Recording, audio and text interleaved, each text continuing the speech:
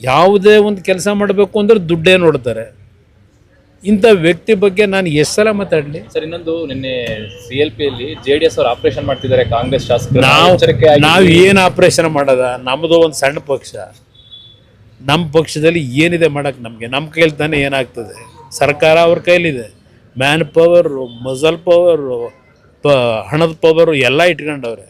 ಅವ್ರ ಮುಂದೆ ನಾವು ಫೈಟ್ ಮಾಡೋಕ್ಕಾಗುತ್ತಾ? ನಾವು ನಮ್ಮ ಪಕ್ಷದ ಮತಗಳು ಚಲಾಪಿಲಿ ಆಗಬಾರ್ದು, ನಮ್ಮ ಪಕ್ಷದ ಮತ ಒಟ್ಟಾಗಿರಬೇಕು ಅನ್ನೋದಕ್ಕೆ ಕ್ಯಾಂಡಿಡೇಟ್ ಹಾಕಿದ್ದೀವಿ.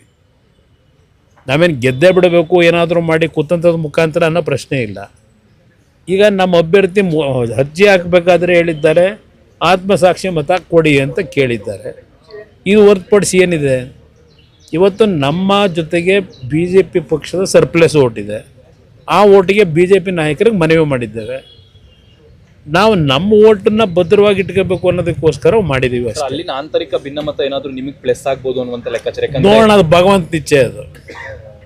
ಅದೇನಾದರೂ ಆ ರೀತಿ ಆದರೆ ನಿಜಕ್ಕೂ ಆ ಕೆಲಸ ಮಾಡಿದ್ರೆ ಸರ್ಕಾರಕ್ಕೆ ಒಂದು ಬಿಗಿ ಮಾಡೋಕ್ಕೆ ಅನುಕೂಲ ಅನ್ನೋದು ನನ್ನ ಅಭಿಪ್ರಾಯ. ಕೊನೆ ಪ್ರಶ್ನೆ, ಚಲುವರಾಯಸ್ವಾಮಿ ಅವರು, ಕುಮಾರಸ್ವಾಮಿ ಅವರು, ಅವರಿಗೆಲ್ಲ ಉತ್ತರ ಬೇಡ. ನನ್ನ ಕಾರ್ಯಕರ್ತರು ಉತ್ತರ ಕೊಡ್ಕೊತ ಅವ್ರು ಎಲ್ಲಿದ್ದವರು, ಅವ್ರ ಬಗ್ಗೆ ನಾನೇ ಯಾಕೆ ಚರ್ಚೆ ಮಾಡಲಿ? ಅಂಥವ್ರ ಬಗ್ಗೆ ಚರ್ಚೆ ಮಾಡೋದು ನನಗೆ ಅನಾವಶ್ಯಕ. ಅವ್ರ ಪಾಪ ಯಾವ ಚೇರ್ಗೀರು ಉಳಿಸ್ಕೊಳಕ್ಕೆ ಓಡಾಡ್ತಾರೆ, ಅದಕ್ಕೆ ನಾನೇ ಯಾಕೆ ಉತ್ತರ ಕೊಡಲಿ? ಏನೇನೋ ಮಾತನಾಡ್ತಾರೆ. Sir, thank you.